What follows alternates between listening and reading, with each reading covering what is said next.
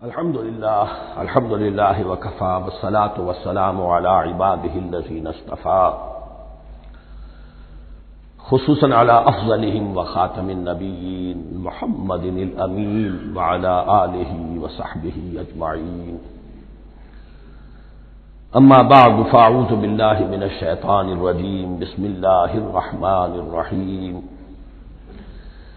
افتطمعون ان يؤمنوا لكم وقد كان فريق منهم يسمعون كلام الله ثم يحرفونه من بعد ما عقلوه وهم يعلمون صدق الله العظيم رب اشرح لي صدري ويسر لي امري واحلل عقدة من لساني يفقهوا قولي اللهم ربنا الهمنا رشدنا واعذنا من شرور انفسنا اللهم ارنا الحق حقا وارزقنا اتباعه وارنا الباطل باطلا وارزقنا اجتنابه اللهم وفقنا لما تحب وترضى اللهم ربنا آنس وحشتنا في قبورنا وارحمنا بالقرآن العظيم اللهم اجعله لنا إماما ونورا وهدى ورحمة اللهم ذكرنا منه ما نسينا وعلمنا منه ما جهلنا وارزقنا تلاوته آناء الليل وآناء النهار واجعله لنا حجة يا رب العالمين آمین۔ اب تک ہم نے سورہ بقرہ کے 8 رکوع اور اس پر مستضاد صرف 3 آیات کا مطالعہ کیا ہے۔ آج میں چاہتا ہوں کہ ہماری رفتار قدرے تیز ہو، تو یہ جو سلسلہ مضمون چل رہا ہے خطاب بے امت سابقہ امت مسلمہ بنی اسرائیل، ان کے ساتھ خطاب کا سلسلہ سورہ بقرہ میں 5ویں رکوع سے شروع ہوا اور 15ویں رکوع کے آغاز تک چلے گا۔ یہ 10 رکوع ہے۔ عرض کر چکا ہوں بار بار، اور اس کو میں چاہتا ہوں آپ اچھی طرح ذہن نشین کر لیں کہ اس میں سے پہلا رکوع جو ہے وہ دعوت کا ہے، وہ بہت فیصلہ کن ہے۔ یہی وجہ ہے کہ دیکھیے اس رکوع کا آغاز ہوا یا بنی اسرائیل اذکروا نعمتی التی انعمت علیکم واوفوا بعہدی اوف بعہدکم وایای فارہبون، اور خود بخود ظاہر ہو رہا ہے اسلوب کلام سے کہ اگلے رکوع سے بات کا رنگ بدل گیا ہے۔ یا بنی اسرائیل اذکروا نعمتی التی انعمت علیکم وانی فضلتکم علی العالمین واتقوا یوما لا تجزی نفس عن نفس شیئا ولا يقبل منها شفاعت ولا يؤخذ منها عدل ولا هم ينصرون۔ یہ تہدید کا انداز ہے، دھمکی کا انداز ہے۔ تو میں نے عرض کیا تھا کہ 5واں رکوع اس خطاب میں بمنزلہ فاتحہ ہے، بہت اہم ہے، اور بقیہ جو 9 رکوع ہیں ان میں بریکٹ کا انداز ہے کہ 2 آیتوں سے بریکٹ شروع ہوتی ہے، انہی 2 آیتوں پر بریکٹ ختم ہوگی۔ یہ ملامت کا خطاب ہے اور ان کے خلاف ایک مفصل فرض قرارداد جرم جو ہے وائد کی گئی ہے، جس کے نتیجے میں وہ اس منصب سے معزول کر دیے گئے جس پر 2000 برس سے فائز تھے، اور ان کی جگہ پر اب امت محمد، نئی امت مسلمہ علی صاحب الصلاۃ والسلام، اب اس کا نصب، اس کی انسٹالیشن اور اس کی انسٹالیشن سیریمنی کے طور پر تحویل قبلہ کا معاملہ۔ یہ ربط کلام اگر سامنے نہ رہے تو انسان کھو جاتا ہے قرآن مجید کی طویل صورتوں کو پڑھتے ہوئے کہ بات کہاں سے چلی تھی، کدھر جا رہی ہے، کیا ربط ہے، کیا تعلق ہے، سیاق کلام کیا ہے۔ اس کو میں اس لیے بار بار، حالانکہ مجھے معلوم ہے کہ وقت کم ہے لیکن میں اس چیز کو زیادہ اہمیت دے رہا ہوں۔ اب ان 9 رکوعوں کے مضامین میں کچھ تو واقعات ہیں، تم نے یہ کیا، تم نے یہ کیا، تم نے یہ کیا۔ ظاہر بات ہے ترجمہ تو کرنا ہوگا، کچھ مختصر وضاحت بھی کرنی ہوگی، لیکن ان کے تفصیل میں جانے کی ضرورت نہیں ہے۔ لیکن آپ نے دیکھا کہ کچھ واقعات کے بعد پھر کچھ ایسے یونیورسل ٹروتھس بیان ہوئے ہیں، ایسے عظیم حقائق کہ جو ابدی حقائق ہیں، ان کا کسی وقت سے، کسی قوم سے، کسی خاص گروہ سے تعلق نہیں، وہ تو اصول ہیں، سنت اللہ ہم انہیں کہہ سکتے ہیں۔ یہ اللہ کے جو عام قوانین ہیں، قواعد ہیں اس کائنات میں، ایک تو قوانین ہے طبعیہ، فزیکل لاز، ایک مورل لاز ہے کہ جو اس دنیا میں اللہ تعالیٰ کی طرف سے کار فرما ہے۔ تو جہاں وہ مورل لاز آتے ہیں جنہیں آپ کہا کرتے تھے جب بچپن میں کہانی پڑھی اور کہانی کے بعد لکھا اس کا مورل لیسن کیا ہے، اس کہانی سے سبق کیا حاصل ہوا، تو تھوڑے تھوڑے وقفے کے بعد وہ آیات آتی ہیں کہ جو اس گویا کہ اس سلسلہ کلام کے اندر یہ انتہائی اہمیت کی حامل ہے، اس لیے کہ وہ یونیورسل اہمیت کی حامل ہے، اور ان میں در حقیقت ایک رہنمائی پوشیدہ ہے موجودہ امت مسلمہ کے لیے۔ مثلا جتنا حصہ ہم اب تک پڑھ چکے ہیں ان میں سے پہلے تو وہ آیت یاد کیجئے، وَضُرِبَتْ عَلَيْهِمُ الذِّلَّةُ وَالْمَسْكَنَةُ وَبَاءُوا بِغَضَبٍ مِّنَ اللَّهِ۔ معلوم ہوا کہ ایسا ہو سکتا ہے کہ ایک امت مسلمان ہو، اس پر اللہ کے بڑے فضل ہوئے ہوں، بڑا اکرام ہوا ہو، بہت انعام ہوا ہو، پھر وہ اپنی بے عملی یا بد عملی کے باعث اللہ تعالی کے غضب کی مستحق ہو جائے اور ذلت اور مسکنت اس پر تھوپ دی جائے۔ یہ ایک یونیورسل ٹروتھ وہاں سے نکل آیا کہ ہمیں سوچنا ہوگا، یہ ایک لمحہ فکریہ ہے امت مسلمہ کیا کہ کیا ہم تو کہیں آج اس پوزیشن میں نہیں ہیں۔ حدیث میں آپ کو سنا چکا ہوں، لَيَأْتِيَنَّ عَلَىٰ أُمَّتِي مَا أَتَىٰ عَلَىٰ بَنِي إِسْرَائِيلَ حَسْبَ النَّعْلِ بِالنَّعْلِ۔ دوسرا اسی طرح کا یونیورسل ٹروتھ والا مقام تھا آخری جو ہم نے کل پڑھا ہے، ثُمَّ قَسَتْ قُلُوبُكُمْ وَهِيَ كَالْحِجَارَةِ أَوْ أَشَدُّ قَسْوَةً۔ کسی مسلمان امت کا یہ حال بھی ہو سکتا ہے کہ ان کے دل اتنے سخت ہو جائیں کہ سختی میں پتھروں کو اور چٹانوں کو مار دے جائے۔ یہ بھی ایک کیفیت ہے جو سامنے آئی، حالانکہ قوم وہ ہے انی فضلتکم علی العالمین، از کجا تاب کجا، لیکن یہ حقیقت بھی ہمارے سامنے آئی کہ یہ چیزیں جو ہیں اپنی جگہ پر امکانات میں سے ہیں۔ البتہ یہاں ایک بات میں عرض کر دوں کہ اس قساوت قلبی میں پوری امت برابر مسلط جو ہے مبتلا نہیں ہوا کرتی، اس میں امت کے جو قائدین ہوتے ہیں اور امت مسلمہ کے قائدین اس کے علماء ہوتے ہیں، سب سے زیادہ شدت کے ساتھ یہ خرابی ان میں آتی ہے، اس لیے کہ باقی لوگ تو پیروکار ہیں، پیچھے چلتے ہیں، وہ اعتماد کرتے ہیں کہ یہ ہے اللہ کی کتاب کے پڑھنے والے، یہ ہے تورات کے حامل، یہ جانتے ہیں، وہ ان کے پیچھے پیچھے چل رہے ہوتے ہیں۔ لیکن جو لوگ جان بوجھ کر اللہ کی کتاب میں تحریف کر رہے ہوں، انہیں تو پتا ہے ہم کیا کر رہے ہیں۔ جو لوگ جان بوجھ کر حق کو پہچان کر اس کا انکار کر رہے ہیں، انہیں تو پتا ہے کہ ہم کیا کر رہے ہیں۔ در حقیقت یہ سزا ان پر آتی ہے۔ یہ بات اب ان آیات میں جو آج ہم پڑھنے چلے ہیں بہت زیادہ واضح ہو جائے گی انشاءاللہ۔ فرمایا افتطمعون ان یؤمنوا لکم، تو اے مسلمانوں کیا تم یہ توقع رکھتے ہو کہ یہ ایمان لے آئیں گے تم پر، تمہاری بات مان لیں گے؟ ظاہر بات ہے مسلمانوں کو توقع تھی کہ مشرکین مکہ تو بہت دور تھے دین سے، توحید سے دور، رسالت کا کوئی تصور ہی نہیں، کتاب کوئی ان کے پاس تھی ہی نہیں۔ یہ تو یہود ہیں اور ان کے پاس تو کتاب رہی ہے، یہ موسیٰ کے ماننے والے ہیں، یہ توحید کے علم بردار ہیں، یہ آخرت کا بھی اقرار کرتے ہیں، تو انہوں کو جھٹپٹ مان لینا چاہیے۔ تو جو مسلمانوں کے دل میں، عام مسلمانوں کے دل میں جو حسن ظن تھا، اب در حقیقت یہ اس کو ایڈریس کیا جا رہا ہے، افتطمعون ان یؤمنوا لکم، تمہیں بڑی طمع ہے، کوشش ہے، تمہاری خواہش ہے، آرزو ہے، تمنا ہے، توقع ہے کہ یہ بات مان لے گے تمہاری۔ وَقَدْ كَانَ فَرِيقٌ مِّنْهُمْ يَسْمَعُونَ كَلَامَ اللَّهِ ثُمَّ يُحَرِّفُونَهُ مِن بَعْدِ مَا عَقَلُوهُ وَهُمْ يَعْلَمُونَ، جبکہ حال یہ ہے کہ ان میں سے ایک جماعت، ایک گروہ وہ بھی ہے کہ جو اللہ کے کلام کو سن کر پھر اس میں تحریف کرتا رہا ہے، اس کے بعد کہ اس کو سمجھ لیتا تھا اور اچھے جان بوجھ کر تحریف کرتا تھا۔ اب ظاہر بات وہ گروہ کون ہوں گے؟ علماء ہی تو ہے نا، عام آدمی تو تحریف نہیں کر سکتا تھا، تحریف کرنے والے تو علماء تھے۔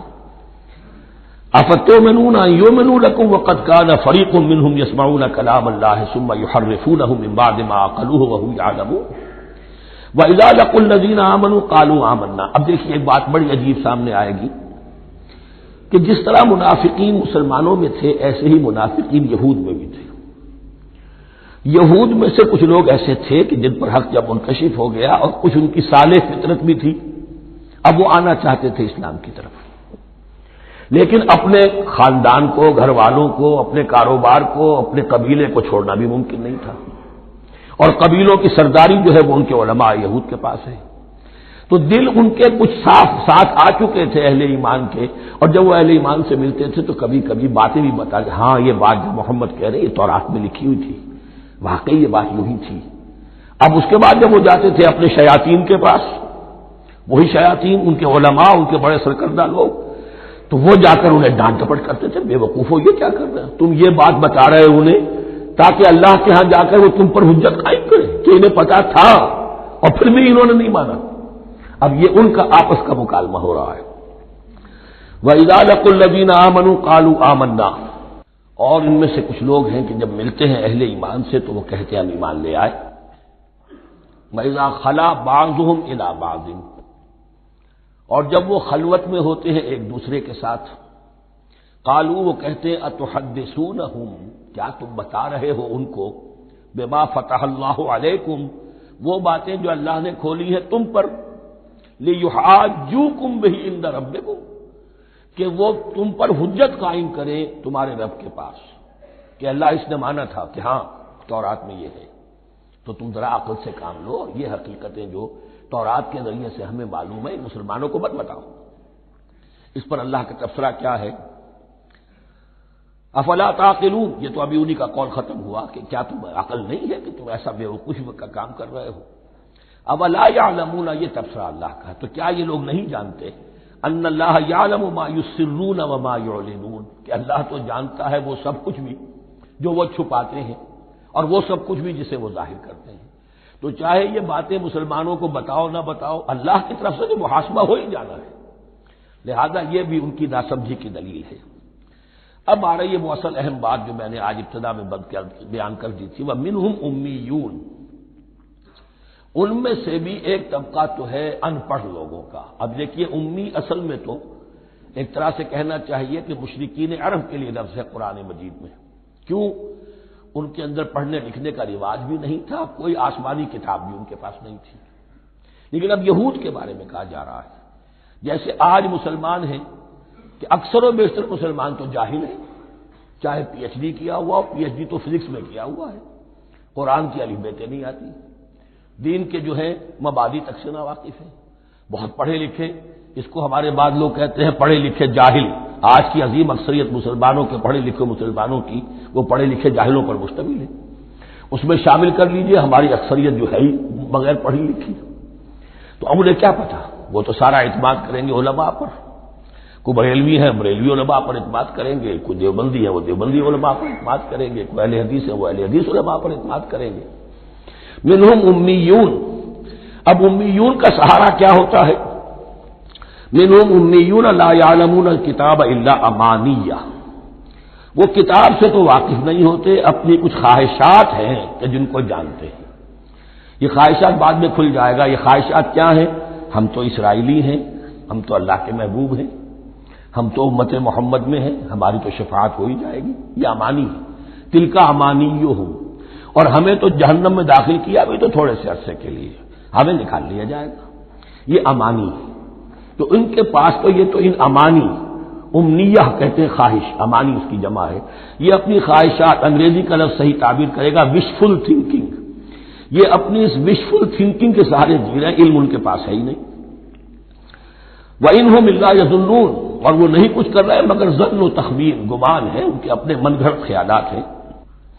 فَوَيْلٌ لِّلَّذِينَ يَكْتُبُونَ الْكِتَابَ بِأَيْدِيهِمْ، تو اصل ہلاکت اور بربادی اور ویل کے بارے میں بعض روایات یہ بھی آئی ہیں کہ وہ جہنم کا وہ طبقہ ہے جس سے خود جہنم پناہ مانگتی ہے، سخت ترین.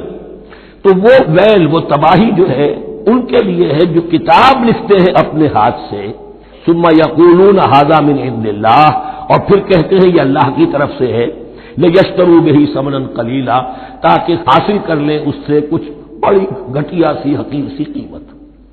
یعنی فتویٰ نویسی جس کا معاملہ ہے. اب کوئی شخص آیا، اس نے رائے پوچھی، انہوں نے اپنا جو بھی ہے وہ لکھا اور کہا یہی دین کا تقاضا ہے، بس یہی علم ہے، یہی اللہ کی بات ہے. اب اس میں کتنا کچھ واقعتاً انہوں نے صحیح بات کہی ہے، کتنی ہٹ درمی سے کام لیا ہے، کتنی کسی رشوت کے مبنی کو رائے دی ہے، خود بدلتے نہیں قرآن کو بدل دیتے ہیں، وہ کس درجہ فقیہان حرم بے توفیق. تو یہ ان کے علماء کا کردار تھا. ثم یقولون ھذا من عند اللہ لیشتروا بہ ثمنا قلیلا فویل لہم مما کتبت ایدیہم، تو ہلاکت اور بربادی ہے ان کے لیے اس چیز سے کہ جو ان کے ہاتھوں نے لکھی. وویل لہم مما یکسبون، اور ان کے لیے ہلاکت اور بربادی ہے اس کمائی سے جو وہ کر رہے ہیں. یہ سارا دھندا جو ہے فتویٰ فروشی کا اور دین فروشی کا، اس کے لیے تباہی وہ اپنے لیے مول لے رہے ہیں، اس سے کوئی ان کو اللہ تعالیٰ کے ہاں کوئی اجر و ثواب نہیں ملے گا. وقالوا، اب یہ آگے امانی، وقالوا لن تمسنا النار الا ایاما معدودہ، وہ کہتے ہیں ہمیں تو آگ چھو ہی نہیں سکتی، ہاں گنتی کے چند دن، صرف یہ کہ دوسروں کی آنکھوں میں دھول جھونکنے کے لیے کہ کوئی اعتراض نہ کر دے اللہ ہمیں آگ میں پھینکا جا رہا اور ان کو نہیں پھینکا جا رہا، یہ ہم سے بھی بدتر تھے کردار میں، تو شاید ان کا منہ بند کرنے کے لیے چند دن کے لیے ہمیں جہنم میں ڈال دیں گے پھر فوراً نکال لیں گے۔ وقالوا لن تمسنا النار الا ایاما معدودہ، اور وہ کہتے ہیں کہ نہیں چھو سکتی ہمیں آگ مگر گنتی کے چند دن۔ قل اتخذتم عند اللہ عہدا، ان سے کہیے کیا تم نے اللہ سے کوئی عہد لے لیا ہے، کوئی قول و قرار ہو گیا ہے؟ فلن یخلف اللہ عہدہ، کہ تمہیں یہ یقین ہے کہ اللہ اپنے عہد کے خلاف نہیں کرے گا؟ ام تقولون علی اللہ ما لا تعلمون، یا تم اللہ کی طرف اس بات کی نسبت کر رہے ہو، تہمت جب لگا رہے ہو، جڑ رہے ہو یہ بات اللہ پر جو تم نہیں جانتے، جس کے لیے تمہارے پاس کوئی علم نہیں ہے۔ بلا من کسب سیئۃ، اب یہ انتہائی وہ یونیورسل ٹروتس جو ہے جو میں نے کہا تھا، ابدی حقائق، اس کی عظیم ترین حقیقت آ رہی ہے، نوٹ کیجئے۔ بلا کیوں نہیں، من کسب سیئۃ، جس شخص نے جان بوجھ کر ایک گناہ کمایا، لیکن گناہ بڑا، کبائر، صغائر نہیں، سیئۃ، یہ اس کی جو تنکیر ہے وہ ایک کا فائدہ بھی دے رہی ہے اور تفہیم کا بھی، جس نے بھی جان بوجھ کر کسبا، ایک گناہ کمایا، فاحاطت بہ خطیئتہ، اور اس کی خطا نے اس کا گھیراؤ کر لیا، یعنی ایک ہی گناہ ہے، سود کھا رہا ہے، باقی نماز ہے، تہجد ہے، یہ ہے وہ ہے، لیکن اس ایک گناہ کی برائی بھی اتنی اس کے گرد جو ہے چھا جائے گی کہ پھر اس کی یہ ساری نیکیاں ختم ہو کر رہ جائیں، ایک گناہ۔ بلا من کسب سیئۃ واحاطت بہ خطیئتہ فاولئک اصحاب النار هم فیہا خالدون، اس میں ہمارے مفسرین نے یہ لکھا ہے کہ اس کی خطا کاری اتنی اس کے اوپر چھا جائے کہ ایمان کا کوئی اثر باقی نہ رہے۔ اور المعاصی برید الکفر، یہ علماء کے ہاں اصول ہے کہ یہ جو گناہ ہوتے ہیں یہ ڈاک ہے کفر کی، ہوتے ہوتے گناہ پر مداومت مداومت مداومت، اگر اس پر چلتا ہے تو اصل میں ہوتے ہوتے ہوتا یہ ہے کہ اسے پتہ بھی نہیں ہوتا، وہ اپنے آپ کو مسلمان سمجھتا ہے، اندر سے ایمان ختم ہو چکا ہوتا ہے۔ دیمک کی طرح جو ہے وہ دروازے کی چوکھٹ جو ہے کھائی گئی، اوپر صرف ایک ونیئر لگا ہوا ہے جو نظر نہیں آ رہا۔ یہ عقل جو ہے اللہ نے دیمک کو بھی دی ہے کہ چھوٹی سی چھپٹی چھوڑ دینا تاکہ دھوکہ کھاتے رہیں لوگ گھر والے، باقی یہ کہ اندر سے کھوکھلا کر دیا۔ اولئک اصحاب النار، یہ آگ والے ہیں، ہم فیہا خالدون، جو اس میں ہمیشہ ہمیشہ رہیں گے۔ یہ ہے قاعدہ کلیہ، قرآن کا قطعی اور ابدی فیصلہ۔ والذین آمنوا وعملوا الصالحات، ہاں اس کے برعکس جو لوگ ایمان لائیں اور نیک عمل کریں۔ اب نیک عمل میں ہر شخص نے اپنا اپنا نظریہ بنا رکھا ہے، مراد نیک عمل قرآن مجید کا کیا ہے؟ دین کے سارے تقاضوں کو ادا کرنا، وہ نیک عمل ہوگا۔ آپ نے ایک نیکی لے لی، یتیم خانہ کھول دیا، بڑی فاؤنڈیشن بنا دی، بیواؤں کا انتظام ہو رہا ہے، لیکن کاروبار میں سودی لین دین ہے، جھوٹ ہے، فریب ہے، دھوکہ ہے، سب چل رہا ہے، تو یہ نہیں ہے۔ دین کے تقاضے یہ بھی ہے کہ دین کو قائم کرنے کی جد و جہد میں لگو، اس کی شرائط پوری کرو۔ تو فرمایا والذین آمنوا وعملوا الصالحات اولئک اصحاب الجنہ هم فیہا خالدون، وہ ہیں جنت والے اور وہ اس میں ہمیشہ ہمیشہ رہیں گے۔ وَإِذْ أَخَذْنَا مِيثَاقَ بَنِي إِسْرَائِيلَ لَا تَعْبُدُونَ إِلَّا اللَّهَ، اور یاد کرو جب کہ ہم نے بنی اسرائیل سے عہد لیا تھا تم نہیں عبادت کرو گے کسی کی سوائے اللہ کے۔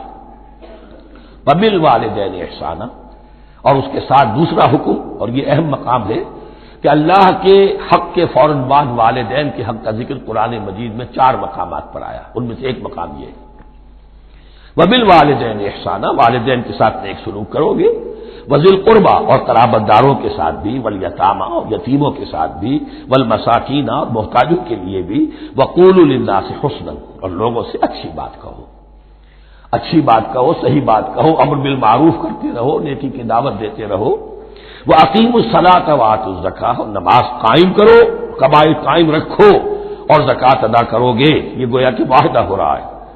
ثُمَّ تَوَلَّیْتُمْ، پھر دیکھو تم نے اس سے پیٹھ موڑ لی، اِلَّا قَلِیلًا مِنکُم، سوائے تم میں سے تھوڑے سے لوگوں کے، وَأَنتُم مُعْرِضُونَ، اور تم ہو ہی پھر جانے والے، تمہاری یہ عادت گویا کہ طبیعت ثانیہ ہے۔ اب ایک خاص مثال آ رہی ہے، اس کے بعد پھر ایک بہت بڑا یونیورسل ٹروتھ آئے گا۔ مثال کیا ہے؟ اللہ نے ان سے ایک عہد لیا تھا، وَإِذْ أَخَذْنَا مِيثَاقَكُمْ، ہم نے تم سے یہ عہد بھی لیا تھا، لَا تَسْفِكُونَ دِمَاءَكُمْ، دیکھو اپنا خون نہیں بہاؤ گے، یعنی آپس میں جنگ نہیں کرو گے، لڑو گے نہیں، تم بنی اسرائیل ایک وحدت بن کر رہو گے، جیسے کہ قرآن مجید میں آیا ہے انما المؤمنون اخوۃ، تم بھائی بھائی ہو، لا تسفكون دماءکم، اپنا خون نہیں بہاؤ گے، ولا تخرجون انفسکم من دیارکم، اور نہ ہی تم نکالو گے اپنے کچھ لوگوں کو ان کے گھروں سے۔ اب یہاں مجھے وضاحت کرنی پڑے گی ورنہ بات سمجھ میں نہیں آئے گی کہ جب حضرت یوشع ابن نون کی سرکردگی میں بنی اسرائیل نے فلسطین کو فتح کرنا شروع کیا، اور سب سے پہلے جیریکو فتح کیا گیا شہر، اس کے بعد جب سارا فلسطین فتح کر لیا تو انہوں نے ایک مرکزی حکومت قائم نہیں کی، 12 قبیلوں نے 12 حکومتیں بنا لی، جیسے 12 چشمے تھے پانی کے ویسی 12 حکومتیں۔ اب ظاہر بات ہے جہاں 12 حکومتیں ہوں گی تو وہ طوائف الملوکی جس کو کہتے ہیں، آپس کی کھٹپٹ ہوتی تھی، جنگیں ہوتی تھی، پھر ان میں سے ایک دوسرے پر حملہ کر کے وہاں کے لوگوں کو نکال باہر کرتے تھے، بھاگنے پر مجبور کر دیتے تھے، تو یہ تھی ان کی کیفیت۔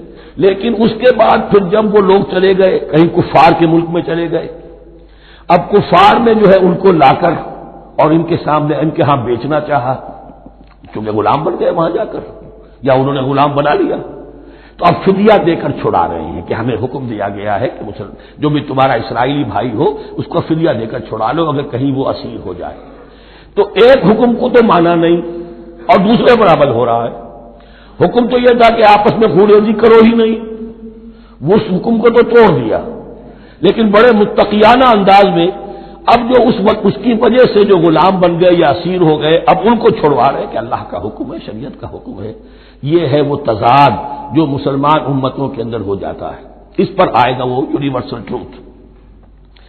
وَإِذْ أَخَذْنَا مِيثَاقَكُمْ لَا يَسْتَسْفِكُونَ دِمَاءَكُمْ، یاد کرو جب کہ ہم نے تم سے عہد لیا تھا کہ تم اپنا خون نہیں بہاؤ گے، وَلَا تُخْرِجُونَ أَنفُسَكُم مِّن دِيَارِكُمْ، اور نہ ہی تم اپنے آپ کو اپنے لوگوں کو ان کے گھروں سے نکالو گے، ثُمَّ أَقْرَرْتُمْ وَأَنتُمْ تَشْهَدُونَ، پھر تم نے اقرار کیا تھا، اس عہد کو اور قول و قرار کو مان لیا تھا پورے شعور کے ساتھ، تشہدون مانتے ہوئے، ثُمَّ أَنتُمْ هَؤُلَاءِ، پھر تم ہی ہو وہ تو تقتلون أنفسكم، اپنے ہی لوگوں کو قتل بھی کرتے ہو، وَتُخْرِجُونَ فَرِيقًا مِّنكُم مِّن دِيَارِهِمْ، اور اپنے ہی لوگوں میں سے کچھ لوگوں کو ان کے گھروں سے باہر نکالتے ہو، تظاہرون علیہم بالاسم والعدوان، ان پر چڑھائی کرتے ہو گناہ کے ساتھ بھی اور زیادتی کے ساتھ بھی، وَإِن یاتوکم اسارا، اور اگر وہ قیدی بن کر تمہارے پاس آتے ہیں تفادوہم، تو اب تم ان کا فدیہ دے کر انہیں چھڑاتے ہو، وَهُوَ مُحَرَّمٌ عَلَيْكُمْ إِخْرَاجُهُمْ، حالانکہ ان کا تو نکالنا ہی تم پر حرام کیا گیا تھا۔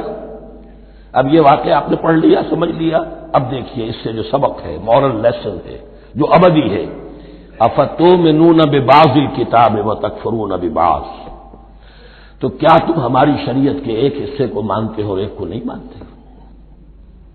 اب دیکھیے یہ الفاظ اب ہوں گے تعویل عام، جہاں کہیں بھی یہ طرز عمل ہوگا تو یہ آیت اس کو کور کرے گی۔ افتؤمنون ببعض الکتاب وتکفرون ببعض، تو کیا تم مانتے ہو ہماری کتاب کے ایک حصے کو اور ایک کو نہیں مانتے؟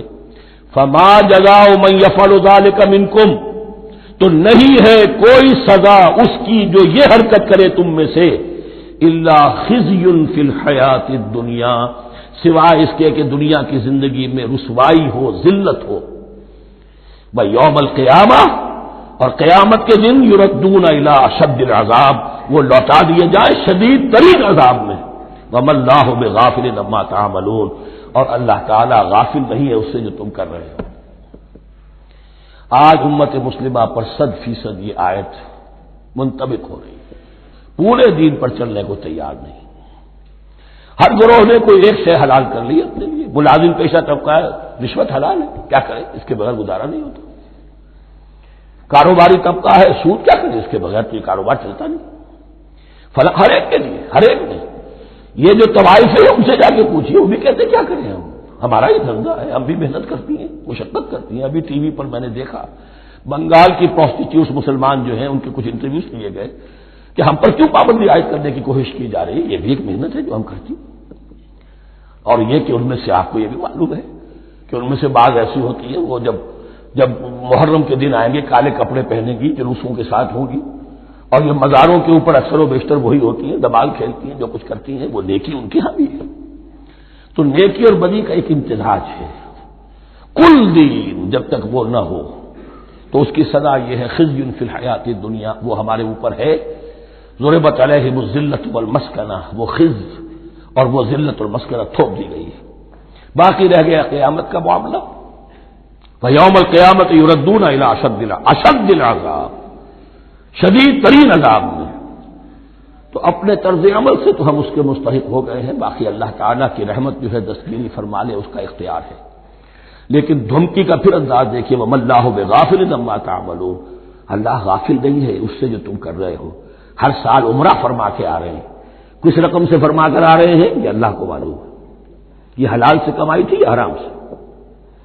رمضان مبارک میں حرم میں پہلی صف میں جگہ ریزرو کرائی ہوئی ہے سیٹ صاحب نے، اور وہاں کے شرطوں کو بھی رشوتیں دیتے ہیں، اور وہ سمجھتے ہیں کہ ہم تو سارا نہا دھو کر آ گئے، سال بھر جو بھی حرام کمائی کی تھی سب پاک ہو گئی۔ اللہ نا واقف نہیں ہے، اللہ تمہاری داڑھیوں سے دھوکہ نہیں کھائے گا، اللہ تمہارے اماموں سے اور ابا اور قبا سے دھوکہ نہیں کھائے گا۔ He knows you through and through, He sees you through and through. وَمَا اللَّهُ بِغَافِلٍ عَمَّا تَعْمَلُونَ أُولَٰئِكَ الَّذِينَ اشْتَرَوُا الْحَيَاةَ الدُّنْيَا بِالْآخِرَةِ، یہ وہ لوگ ہیں جنہوں نے دنیا کی زندگی اختیار کر لی ہے آخرت کو چھوڑ کر۔ فَلَا يُخَفَّفُ عَنْهُمُ الْعَذَابُ وَلَا هُمْ يُنصَرُونَ، تو اب ان کے لیے نہ تو ان سے عذاب میں تخفیف کی جائے گی اور نہ ان کی کوئی مدد کی جائے گی۔ وَلَقَدْ آتَيْنَا مُوسَى الْكِتَابَ وَقَفَّيْنَا مِن بَعْدِهِ بِالرُّسُلِ، اور ہم نے موسیٰ کو کتاب دی تورات، اور قفینا من بعدہ بالرسل، اور پھر اس کے بعد پے بپے لگاتار ہم رسول بھیجتے رہے۔ ایک بات نوٹ کر لیجیے گا، لفظ رسول اور لفظ نبی میں کچھ فرق ہے، اس وقت تفصیل میں جانے کا موقع نہیں ہے، لیکن یہ تین جوڑے الفاظ کے ایسے ہیں قرآن مجید کی اصطلاحات کے کہ وہ تینوں مترادف کے طور پر بھی استعمال ہو جاتے ہیں اور علیحدہ علیحدہ اپنا مفہوم بھی رکھتے ہیں۔ اور اس کا ایک اصول یہ علماء نے بنایا ہے کہ اذا اجتمع تفرقا واذا تفرقا اجتمع، ایک ہے ایمان اور اسلام، اب یہ بھی مسلم مومن ایک ہی شے ہے، لیکن یہ کہ ایک شے تو نہیں ہے، کچھ فرق بھی ہے۔ کہیں جہاں ان دونوں الفاظ کو لایا جائے گا بالمقابل تو فرق نظر آ جائے گا، لیکن عام طور پر مسلم کی جگہ مومن، مومن کی جگہ مسلم استعمال ہو جائے گا۔ call the rose by any name it will smell as sweet۔ اس طرح جہاد اور قتال کا معاملہ ہے، دو الفاظ ہیں، مختلف ہیں، مفہوم جدا بھی ہے لیکن ایک دوسرے کی جگہ آ بھی جائیں گے۔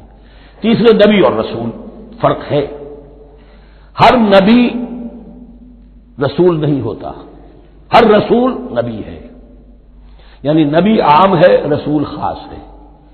نبی کو جب کسی خاص قوم کی طرف معین طور پر بھیج دیا جاتا ہے تب وہ رسول ہو جاتا ہے، اس سے پہلے اس کی حیثیت ایک ولی اللہ کی ہے، بہت اعلیٰ درجے کا اللہ کا دوست اور ولی جس پر وحی آ رہی ہے۔ عام ولی اللہ میں اور نبی میں فرق یہ ہے، ان پر وحی آتی ہے، ان پر وحی نہیں آتی۔ لیکن اس نبی کو اگر اب آپ بھیج دیں گے کہ جاؤ اذهب الى فرعون، اب وہ رسول ہو گئے، جاؤ اب مدین کی طرف الی مدین اخاہم شعیبا، اب رسول ہو گئے۔ تو یہ فرق ہے نبی اور رسول کا۔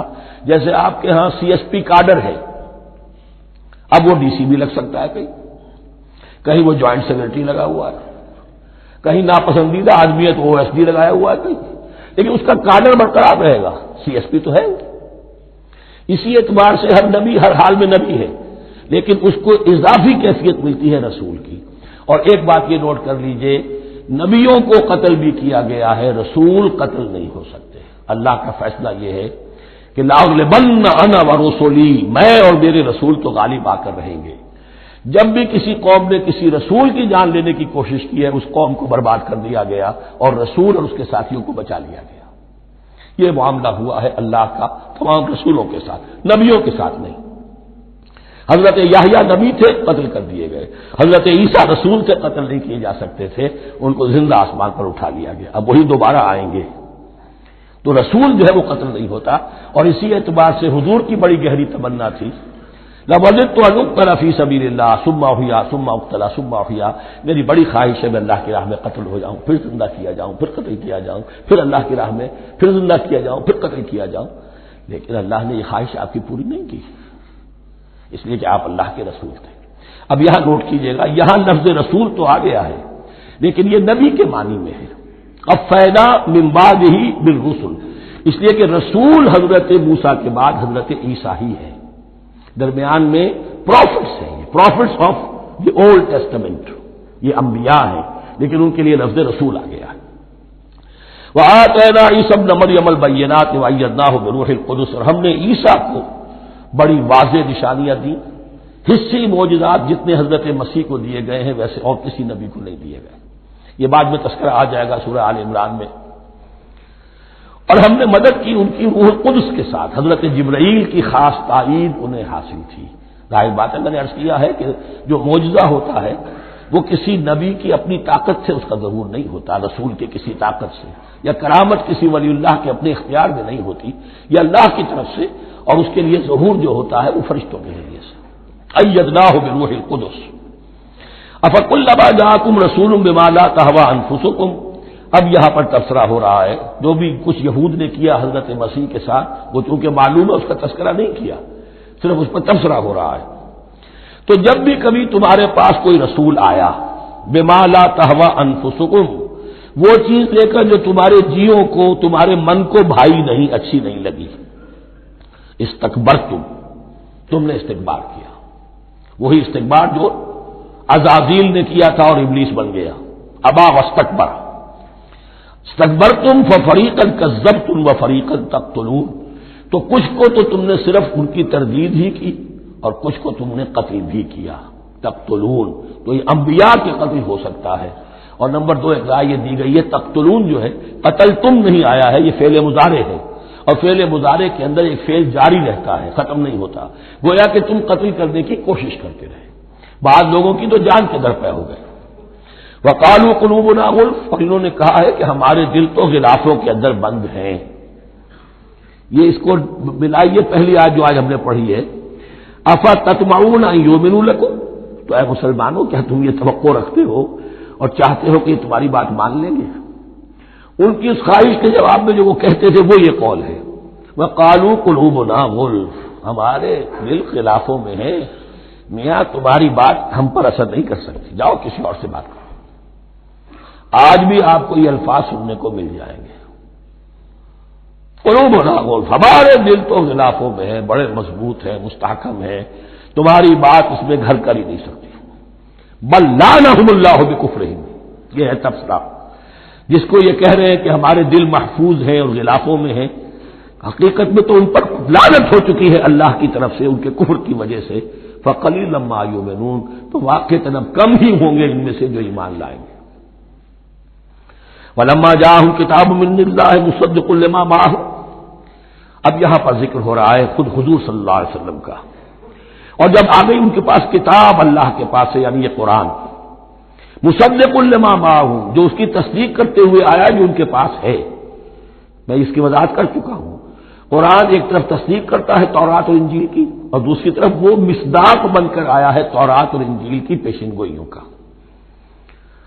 وَكَانُوا مِن قَبْلُ يَسْتَفْتِحُونَ عَلَى الَّذِينَ كَفَرُوا، اور ان کا حال یہ تھا کہ وہ آخری کتاب اور آخری نبی کے حوالے اور واسطے سے اللہ تعالیٰ سے فتح کی دعائیں کیا کرتے تھے کافروں کے خلاف۔ ہوتا کیا تھا کہ یہ 3 قبیلے مدینے میں آ گئے کہ جو یہودی تھے، بنو قینقاع، بنو نذیر اور بنو قریظہ، اسی میں وہاں رہتے تھے اوس اور خزرج جو یمن سے آئے تھے، اصل عربی قبائل تھے، پھر آس پاس کے قبائل بھی تھے، وہ سب کے سب امیین میں سے تھے، ان کے پاس نہ کوئی کتاب، نہ کوئی شریعت، نہ کسی نبوت سے آگاہ۔ اب ان کے آپس میں جب لڑائیاں ہوتی تھیں اور یہ مار کھاتے تھے، سرمایہ دار تھے، دولت والے تھے، عام طور پر بزدل تھے، لہذا جب بھی کبھی مقابلہ ہوتا تھا مار کھاتے تھے، تو وہاں یہ کہا کرتے تھے کہ ابھی تو تم ہمیں مار لیتے ہو، دبا لیتے ہو، نبی آخری زمان کی آنے کا وقت آ چکا ہے، وہ نئی کتاب لے کر آئیں گے، جب وہ آئیں گے ہم ان کے ساتھ ہو کر جب تم سے جنگ کریں گے تو تم ہمیں شکست نہیں دے سکو گے، ہمیں فتح حاصل ہوگی۔ اور دعا کیا کرتے تھے اللہ اس نبی آخر الزمان کا ظہور جلد ہو تاکہ اس کے واسطے سے اور اس کے ذریعے سے اس کے صدقے ہمیں فتح مل سکے، یہ دعائیں تھیں۔ چونکہ خزرج اور اوس کے لوگوں نے ان کی یہ دعائیں سنی ہوئی تھیں، یہی وجہ ہے کہ حج میں سن 11 نبوی کے حج میں یا سن 10 نبوی کے حج میں جب وہاں پر 6 آدمیوں سے حضور نے بات کی جو خزرج کے تھے سب کے سب، انہوں نے کلنکھیوں سے ایک دوسرے کو دیکھا، معلوم ہوتا ہے یہ وہی نبی ہے جن کا ذکر یہ یہودی کرتے ہیں۔ تو اس سے پہلے کہ وہ ایمان لائے تم ایمان لے آؤ، گویا کہ وہ علم بالواسطہ طور پر جو انہیں پہنچا تھا وہ ان کے لیے کتنا بڑا سرمایہ بن گیا، ان کے نجات کا ذریعہ بن گیا۔ اور وہ علم جو ان کے پاس تھا تعصب کی وجہ سے اور تکبر کی وجہ سے وہ اسی طرح رہ گئے۔ فذهب الله بنورهم وتركهم في ظلمات لا يبصرون صم بكم عمي فهم لا يرجعون۔ ولما جاءهم كتاب من عند الله مصدق لما معهم وكانوا من قبل يستفتحون على الذين كفروا فلما جاءهم ما عرفوا كفروا به، تو جب ان کے پاس آ گئے وہ چیز جسے انہوں نے پہچان لیا پھر انہوں نے کفر کیا۔ فلعنۃ اللہ علی الکافرین، تو اللہ کی لعنت ہے ایسے کافروں پر۔ بئس ما اشتروا به انفسهم ان يكفروا بما انزل الله بغيا ان ينزل الله من فضله على من يشاء من عباده، بہت بری شے ہے جس کے عوض کہ انہوں نے اپنی جانوں کو فروخت کر دیا، یعنی دنیا کا حقیر سا نفع، یہاں کی حقیر سی مسندیں، یہاں کا جو بھی چودراہٹیں ہیں، جو بھی ان کی حیثیت ہے، صرف اس کا قربانی دینے کو تیار نہیں، یہی تو سبب ہے، اس کی وجہ سے کفر کر رہے ہیں پہچان کر۔ تو بری ہے وہ شے جس کے لیے انہوں نے اپنے آپ کو بیچ دیا۔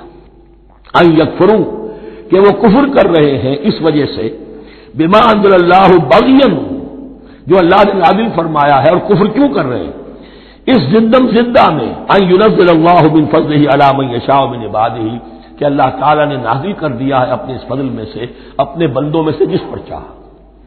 وہ اس امید میں تھے کہ وہ اسرائیلی ہی ہوگا۔ جب 1400 برس تک نبوت ہمارے پاس رہی، اب فترت کا زمانہ ہے، 600 برس گزر گئے، اب آخری نبی آنا ہے، ان کو گمان یہ تھا وہ ہم میں سے ہی ہوگا۔ یہاں یہ ہوا کہ یہ رحمت اللہ کی اور یہ فضل جو ہے بنی اسماعیل پر ہو گیا۔ اس کی وجہ سے زدم زدہ بغین، اس بغین کے لفظ کو اچھی طرح نوٹ کر لیجئے، یہ اختلاف جو ہوتا ہے دین میں اس کا اصل سبب یہ بغین کا لفظ آئے گا بار بار قرآن مجید میں۔ یہ بغین کیا ہے؟ جس سے عہد حاضر کے ایک خاص جو مکتب فکر ہے سائیکالوجی کا، ایڈلر کا، اس میں یہ قرار دیا گیا ہے کہ انسان کے جو موٹیوز ہیں، جو اس کا انسٹنکٹس ہیں، ان میں ایک بہت پاورفل موٹیو جو ہے to dominate, urge to dominate. میں اس کی بات کیوں مانوں، یہ کیوں نہ میری مانے، یہ ڈومینیشن۔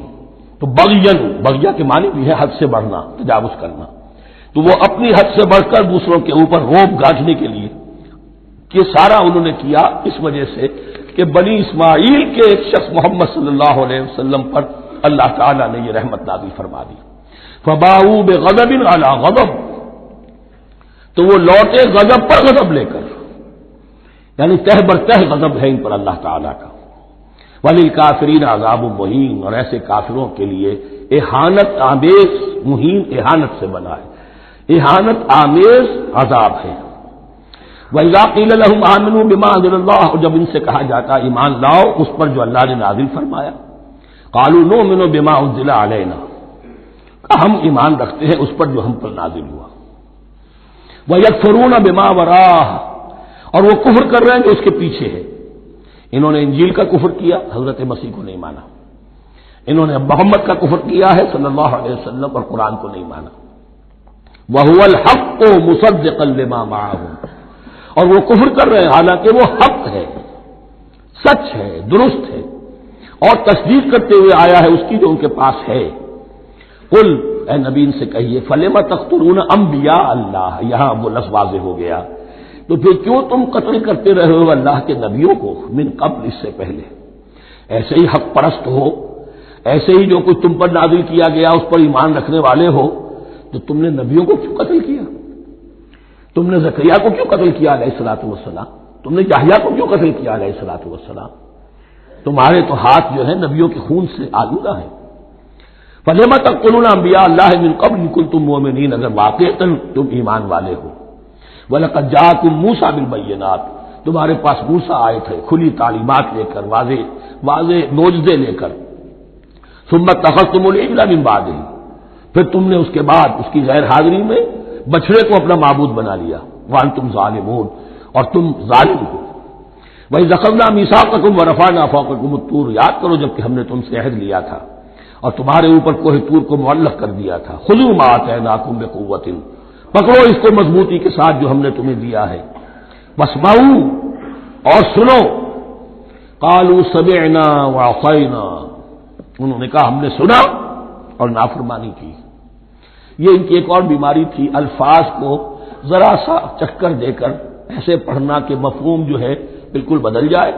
کوئی اعتراض کرے تو کہے گا کوئی شخص کہ اپنے کانوں کا جا کے میل نکلوائیے، میں نے تو اطعنا کہا تھا، آپ کو آسینا سننے میں آ گیا۔ لیکن وہ اپنے لوگ جو ہوتے تھے ان کے منافقوں کے، اور آپس میں جو ہوتے تھے وہی منافق اس وقت حضرت موسیٰ کے ساتھ کردار تو ایک ہی رہا ہمیشہ سے۔ اس کردار کے لوگ جو ہے یہ حرکتیں کرتے تھے اور پھر ان سے سرزنش کی جاتی کہ بھائی ہم نے تو کہا تھا سمعنا واطعنا، آپ کے اپنی سماعت میں کوئی خلل ہوگا۔ قالوا سمعنا وعصینا، ہم نے سنا اور ہم نے رد کیا، نافرمانی کی۔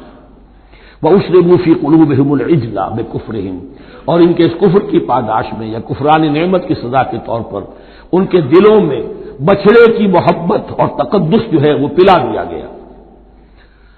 قُلْ بِئْسَ مَا يَأْمُرُكُم بِهِ إِيمَانُكُمْ إِن كُنتُم مُّؤْمِنِينَ، کہیے ان سے بری ہیں یہ باتیں، برا ہے وہ جس کا کہ حکم دے رہا ہے تمہیں تمہارا ایمان کے ساتھ یہ حرکتیں۔ ان کنتم مومنین، اگر تم مومن ہو تو کیا ایمان کے ساتھ یہ حرکتیں ممکن ہوتی ہیں؟ قل ان كانت لكم الدار الآخرة عند الله خالصة من دون الناس فتمنوا الموت ان كنتم صادقين۔ پھر یہ ایک یونیورسل ٹروتھ آ رہا ہے، بہت اہم، اس کو کرتے ہوئے خود انٹروسپیکشن کی ضرورت ہے پڑھتے ہوئے، کیونکہ ان کا یہ خیال تھا نحن ابناء اللہ واحباؤہ، ہم تو اللہ کے بڑے چہیتے ہیں، بڑے لاڈلے ہیں، اولیاء ہیں، ہم پسندیدہ لوگ ہیں، we are the chosen people of the Lord, یہ ان کا کہنا جو ہے یہ تو ان کی بڑی کھلی بات ہے۔ اور ان کا کہنا ہے کہ آخرت کا گھر تو ہمارے لیے ہے ہی ہے، اٹھا لو۔ اب دیکھیے لٹمس ٹیسٹ ان کے سامنے رکھا جا رہا ہے، لیکن یہ لٹمس ٹیسٹ میرے اور آپ کے لیے بھی ہے۔ قل ان كانت لكم الدار الآخرة عند الله خالصة من دون الناس، اے نبی ان سے کہیے کہ اگر تمہارے لیے آخرت کا گھر اللہ کے پاس خالص کر لیا گیا ہے دوسرے لوگوں کو چھوڑ کر، یعنی تمہاری ریزرویشن ہو چکی ہے وہاں، تمہارے لیے تو جنت ہی جنت ہے، فتمنوا الموت ان کنتم صادقین، تو اگر تم سچے ہو تو تمہیں موت کی تمنا کرنی چاہیے، موت کی تمنا کرو۔ اگر اتنا ہی یقین ہے جنت میں داخل ہونے کا تو دنیا میں رہنا تم پر گراں ہونا چاہیے۔ یہاں کی تو بہت سی کلفتیں ہیں، بہت سی محنتیں ہیں، مشقتیں ہیں، کتنی کوفت اٹھانی پڑ جاتی ہے۔ یقین اگر ہو کہ آخرت ہے اور وہاں میرا مقام جنت میں ہے تو زندگی تو لائبلٹی معلوم ہونی چاہیے، ایسٹ معلوم نہیں ہونا چاہیے۔ پھر تو دنیا سجن نظر آنی چاہیے، جیسا کہ حدیث میں فرمایا گیا الدنیا سجن المومن و جنت الکافر، یعنی کم سے کم یہ کہ دنیا میں زیادہ رہنے کی آرزو تو نہ ہو، یہ کم سے کم ہے۔ آخرت پر ایمان، اور اگر اپنا معاملہ اللہ کے ساتھ خلوص پر ہے، دھوکے بازی پہ نہیں ہے، بل الانسان علی نفسہ بصیرہ، ہر انسان کو معلوم ہے میں کہاں کھڑا ہوں، آپ کا دل آپ کو بتا دے گا آپ اللہ کے ساتھ دھوکے بازی کر رہے ہیں یا آپ کا معاملہ اللہ کے ساتھ خلوص و اخلاص پر مبنی ہے۔ اگر یقین ہے کہ خلوص و اخلاص پر ہے تو پھر تو یہ ہے کہ زندگی ایسٹ نہیں لائبلٹی، اور دنیا باغ نہیں قید خانہ نظر آنا چاہیے، اور اس میں انسان رہتا ہے ایک مجبوراً اللہ نے بھیجا ہے رہنا ہے، جو اس کی طرف سے ذمہ داریاں عائد کی گئی ہیں وہ ادا کرنی ہے، لیکن یہاں رہنے کی خواہش یہ اگر ہے تو یا تو آخرت پر ایمان نہیں یا اپنا اللہ کے ساتھ معاملہ خلوص اور اخلاص پر مبنی نہیں۔ دس از دی لٹمس ٹیسٹ۔ فتمنوا الموت ان کنتم صادقین ولن یتمنوه ابدا، اور یہ ہرگز نہیں کریں گے تمنا اس کی موت کی، بما قدمت ایدیہم، بسبب ان کرتوتوں کے جو ان کے ہاتھوں نے آگے بھیجے ہوئے ہیں۔ ہر شخص کو معلوم ہے میں نے کیا کمائی کی ہے، کیا بھیجی ہے۔ واللہ علیم بالظالمین، اور اللہ ان ظالموں سے بخوبی واقف ہے۔ وَلَتَجِدَنَّهُمْ أَحْرَصَ النَّاسِ عَلَىٰ حَيَاةٍ، اور تم انہیں دیکھو گے اس دنیا کی زندگی پر تمام انسانوں سے بڑھ کر حریص وَمِنَ الَّذِينَ أَشْرَكُوا، یہاں تک کہ مشرکوں سے زیادہ حریص ہے۔ اور یہ بات صحیح ہے، اہل ایمان کے ساتھ مقابلہ مشرکین نے کیا، کھل کر میدان میں آ کر کیا، ڈٹ کر کیا، اپنی جانیں اپنے باطل معبودوں کے لیے قربان کی۔ یہودی نہیں لڑ سکے، من ورائے جدر، فصیلوں کے پیچھے سے اور ادھر سے، لیکن سامنے آ کر مقابلہ نہیں کر سکے، اس لیے کہ انہیں جانیں بہت عزیز تھی۔ وَلَتَجِدَنَّهُمْ أَحْرَصَ النَّاسِ عَلَىٰ حَيَاةٍ وَمِنَ الَّذِينَ أَشْرَكُوا، حتیٰ یہ کہ مشرکین سے بھی زیادہ یہ دنیا کی زندگی کے حریص ہیں۔ یود احدہم لو یعمر الف سنہ، ان میں سے ہر ایک کی یہ خواہش ہے کہ کسی طرح اس کی عمر 1000 برس ہو جائے۔ وما ہوا بمزحزحہ من العذاب ان یعمر، اور اگر ان کو معمر کر بھی دیا جائے، طویل زندگی دے بھی دی جائے، تو عذاب سے تو چھٹکارا نہیں ملے گا، آخرت تو بالآخر تو آنی ہے۔ واللہ بصیر بما یعملون، اور اللہ دیکھ رہا ہے جو کچھ کہ وہ کر رہے ہیں۔ قل من کان عدوا لجبریل فانہ نزلہ علی قلبک، اب جیسا کہ میں نے عرض کیا کہ ان کا خیال یہ تھا کہ آخری نبوت کا وقت تو قریب ہے، ہوگا وہ کوئی اسرائیلی ہوگا ہم میں سے، معاملہ ہو گیا تلپٹ، اللہ نے ان کی آزمائش اتنی بڑی کر لی کہ جنہیں حقیر سمجھتے تھے، بڑی امیین ہیں، ان پڑھ ہیں، نہ ان کے پاس کتاب، نہ کوئی شریعت، نہ کوئی قانون، نہ کوئی ضابطہ، کچھ بھی نہیں، اللہ نے ان میں سے ایک آدمی کو، ایک شخص کو چن لیا، لہذا ان کے لیے اب ان کے اندر دشمنی پیدا ہوئی، کس سے؟ گالیاں دینے لگے حضرت جبرائیل کو، اس نے دشمنی کی ہمارے ساتھ، آ تو رہا تھا پیغام ہم میں سے کسی کے لیے، لے گیا ادھر۔ اور یہ بات آپ کو شاید بڑی عجیب لگے، لیکن یہ کہ شیخ احمد سرہندی رحمۃ اللہ علیہ نے اپنے مکاتیب میں یہ لکھا ہے کہ اہل تشیع کا ایک فرقہ ایسا بھی رہا ہے، میں نہیں جانتا کہ آج بھی ہے یا نہیں ہے، جس کو غرابیہ کہتے تھے، غرابیہ۔ ان کا عقیدہ یہ تھا کہ حضرت محمد صلی اللہ علیہ وسلم اور حضرت علی رضی اللہ تعالی عنہ، ان کی ارواح بالکل ایک دوسرے کے ایسے مشابہ تھیں جیسے ایک کوا دوسرے کوے کے مشابہ ہوتا ہے، غراب کوے کو کہتے ہیں۔ تو جبریل دھوکہ کھا گئے، وہ وہی اللہ نے بھیجی تھی علی کے لیے، لے گئے محمد کے پاس صلی اللہ علیہ وسلم۔ تو یہ بات جو شیخ احمد سرہندی کی لکھی ہوئی غرابیہ فرقہ ان کا، مجھے یہ نہیں معلوم کہ اب بھی ہے یا نہیں ہے، لیکن یہ بات یہود کے ہاں جو ہے وہ موجود تھی۔ اور بات جان لیجئے، لَيَأْتِيَنَّ عَلَىٰ أُمَّتِي مَا أَتَىٰ عَلَىٰ بَنِي إِسْرَائِيلَ حَزْوَ النَّعْلِ بِالنَّعْلِ، اس کی حقیقت اور سے اور منکشف ہوتی چلی جائے گی۔ تو اب یہاں فرمایا قُلْ مَنْ كَانَ عَدُوًّا لِجِبْرِيلَ، اے نبی کہہ دیجئے جو کوئی بھی دشمن ہو گیا ہو جبرائیل کا، فَإِنَّهُ نَزَّلَهُ عَلَىٰ قَلْبِكَ بِإِذْنِ اللَّهِ، تو اس نے تو نازل کیا ہے اس قرآن کو آپ کے دل پر اللہ کے حکم سے، جبرائیل کا اپنا اختیار تو نہیں تھا۔ مُصَدِّقًا لِمَا بَيْنَ يَدَيْهِ، اور یہ تصدیق کرتے ہوئے آیا ہے اس کی جو اس کے سامنے موجود ہے، وَهُدًى وَبُشْرَىٰ لِلْمُؤْمِنِينَ، اور بشارت ہے اہل ایمان کے لیے۔ اور اس کے بعد اب فرمایا جا رہا ہے کہ اللہ اور اس کے رسول اور اس کے ملائکہ یہ ایک آرگینک ہول ہیں، یہ ایک جماعت ہے، ان میں کوئی رکھنا نہیں ہو سکتا، ان میں کوئی اختلاف نہیں ہو سکتا۔ اگر کوئی جبریل کا دشمن ہے تو وہ اللہ کا دشمن ہے، اگر کوئی اللہ کے سچے رسول کا دشمن ہے تو وہ اللہ کا دشمن ہے، جبریل کا بھی دشمن ہے۔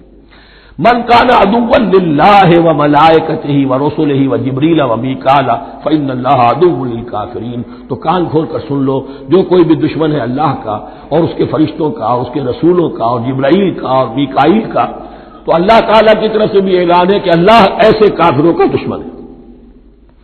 وَلَقَدْ أَنزَلْنَا إِلَيْكَ آيَاتٍ بَيِّنَاتٍ، اور اے نبی ہم نے آپ کی طرف نازل کر دی ہے روشن آیات۔ وَمَا يَكْفُرُ بِهَا إِلَّا الْفَاسِقُونَ، اور انکار نہیں کرتے ان کا مگر وہی کہ جو سرکش ہے۔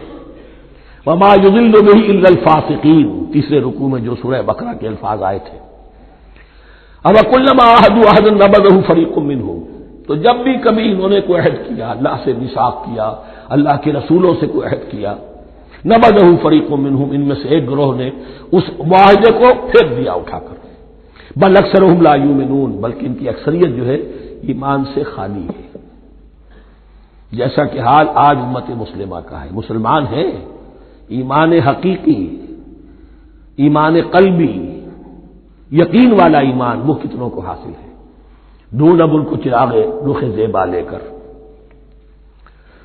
وَلَمَّا جَاءَهُمْ رَسُولٌ مِّنْ عِندِ اللَّهِ مُصَدِّقٌ لِّمَا مَعَهُمْ نَبَذَ فَرِيقٌ مِّنَ الَّذِينَ أُوتُوا الْكِتَابَ، پھر وہی بات، اور جب آئے ان کے پاس اللہ کی طرف سے ایک رسول یعنی محمد صلی اللہ علیہ وسلم، مصدق لما معہم، اور تصدیق کرتے ہوئے آئے ہیں اس کی جو ان کے پاس موجود ہے، ان کے ساتھ ہے۔ نبذ فریق من الذین اوتوا الکتاب کتاب اللہ وراء ظہورہم، ان کی ایک گروہ، ان کی ایک جماعت نے اللہ کی کتاب کو اپنی پیٹھوں کے پیچھے پھینک دیا، کأنہم لا یعلمون، گویا کہ وہ جانتے ہی نہیں، انجانے سے وہ کر رہے تھے کہ ہمیں کچھ پتہ نہیں۔ ان کے عوام پوچھتے ہوں گے کیا یہ وہی نبی ہے جن کا ذکر نہیں، کیا بولے، کوئی یقین سے نہیں کہہ سکتے، کچھ نہیں، ابھی دیکھیں گے، تیل دیکھو، تیل کی دھار دیکھو، کأنہم لا یعلمون، جیسے انہیں علم نہیں۔ واتبعوا ما تتلو الشیاطین علی ملک سلیمان، اب ایک اور حقیقت نوٹ کیجئے، جب کسی مسلمان امت میں دین کی اصل حقیقت، اصل تعلیمات سے بہت پیدا ہوتا ہے تو رجحان کدھر ہو جاتا ہے؟ جادو، ٹونا، ٹوٹکا، تعویذ، عملیات، قرآن کی عملیات۔ قرآن اترا تھا کسی اور کے لیے، کام کے لیے، یہ اس کو ذریعہ بناتے ہیں دشمن کو زیر کرنے کے لیے۔ محبوب آپ کے قدموں میں آ کر گرے گا، عمل قرآنی ہے، اتنے 100 روپے کا آپ دی جائیے تو مل جائے گا۔ یہ دندے ہمارے ابھی چل رہے ہیں، خوب چلتے ہیں، اور میں سمجھتا ہوں کہ سب سے زیادہ فلرشنگ کاروبار جو ہے وہ اس طرح کا ہے۔ ہنگ لگے نہ پھٹکڑی، نہ آپ کو کوئی اس میں محنت کرنے کی ضرورت ہے، نہ اس کے اندر آپ کو انویسٹ کرنے کی ضرورت ہے، اور کاروبار چلتا۔ تو وہاں بھی کیا ہوا، واتبعوا، جب دین کی اصل حقیقت کو دور پھینک دیا، انہوں نے پیروی کی اس کی ما تتلو الشیاطین علی ملک سلیمان، جو شیاطین جن جو تھے، علی ملک سلیمان سے مراد ہے علی عہد ملک سلیمان، حضرت سلیمان کے زمانے میں، چونکہ اللہ تعالی نے ان جنات کو حضرت سلیمان کے تابع کر دیا تھا، تو وہاں پر چونکہ ان کا جو ہے کوئی میل جول زیادہ تھا لوگوں کے ساتھ، تو وہ انہیں کچھ اس قسم کی چیزیں سکھاتے رہتے تھے، گویا کہ اندر سے تخریب کاری۔ واتبعوا ما تتلو الشیاطین علی ملک سلیمان وما کفر سلیمان ولکن الشیاطین کفروا، اور سن لو، سلیمان نے کبھی کفر نہیں کیا، بلکہ یہ شیاطین تھے کہ جو کفر کرتے تھے۔ جادو کفر ہے، لیکن آپ کو نقش سلیمانی آج تک بھی لفظ ملے گا، نقش سلیمانی۔ آج بھی مسلمان بھی ان چیزوں کو حضرت سلیمان کی طرف منسوب کر رہے ہیں، وہ ظلم اب بھی جاری ہے۔ وما کفر سلیمان ولکن الشیاطین کفروا یعلمون الناس السحر، وہ لوگوں کو جادو سکھاتے تھے۔ وما انزل علی الملکین ببابل ہاروت و ماروت، اور جو کچھ نازل کیا گیا 2 فرشتوں پر، ہاروت اور ماروت پر، بابل میں۔ بابل یہ ہے پرانا عراق، بیبلونیا۔ نبوکدنضر بھی بیبلونیا کا بادشاہ تھا، نمرود بھی بیبلونیا کا بادشاہ تھا۔ عراق کے بادشاہوں کا لقب ہی تھا نمرود، نواردہ اس کی جمع ہے۔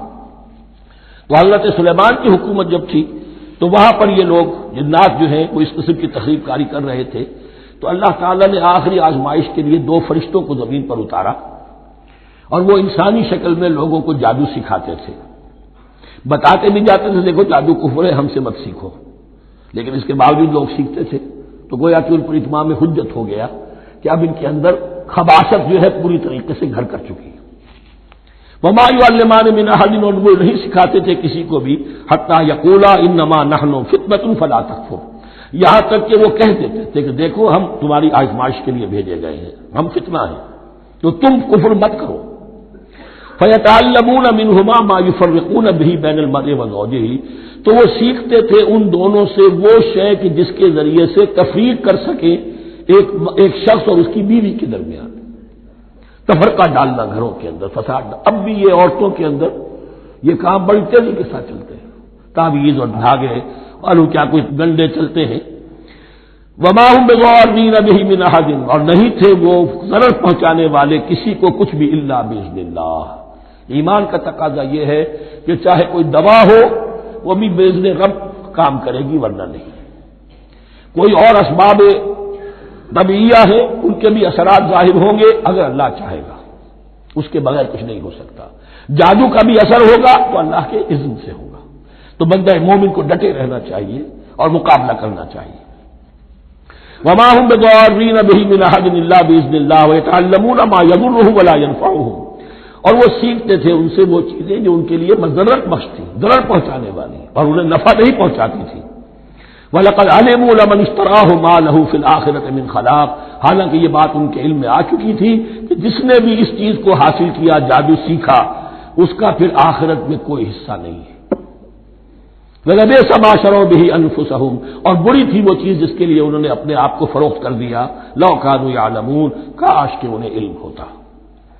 وَلَوْ أَنَّهُمْ آمَنُوا وَاتَّقَوْا، اور اگر وہ ایمان رکھتے اور تقوی کی روش اختیار کرتے، لَمَثُوبَةٌ مِّنْ عِندِ اللَّهِ خَيْرٌ، تو بدلہ پاتے اللہ کی طرف سے بہت ہی اچھا، بہت خیر۔ لَوْ كَانُوا يَعْلَمُونَ، کاش کہ ان کو معلوم ہوتا۔ یا ایھا الذین آمنوا لا تقولوا راعنا وقولوا انظرنا واسمعوا، اب ایک اور مثال ان کی، وہ تو تھے منافقین بنی اسرائیل جن کا ذکر ہوا، سمعنا واطعنا۔ اب یہاں یہ منافقین جو یہاں پر مسلمانوں میں شامل ہو گئے تھے، یہود کے زیر اثر لوگ، اور آ گئے ہیں مسلمانوں میں بھی، اب ان کا معاملہ کیا تھا؟ جب حضور صلی اللہ علیہ وسلم کی محفل میں بیٹھتے تھے تو جیسے ہوتا ہے آپ نے کوئی بات فرمائی تو اگر فرض کیجئے کہ ادھر کے لوگوں نے نہیں سنی، بات سمجھ میں نہیں آئی، تو وہ ان سے درخواست کرتے تھے رعاینا، حضور ذرا ہماری رعایت کیجئے، بات کو دوبارہ دہرا دیجئے، ہماری سمجھ میں نہیں آیا۔